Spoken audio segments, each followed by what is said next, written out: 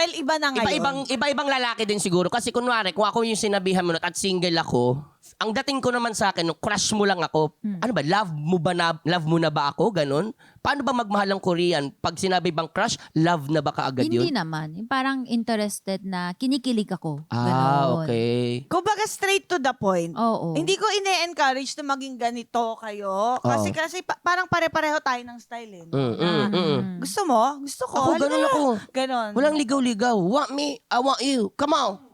Kasi parang na agad. Let's be Let's real walk in. agad. Hindi ko rin naranasan niligawan ako. Pero parang parang ang sarap pala nung feeling. Na sana naranasan ko na ligawan ako. Bakit ba ako malandi? Ganon. Ba't ba ang bilis-bilis ko?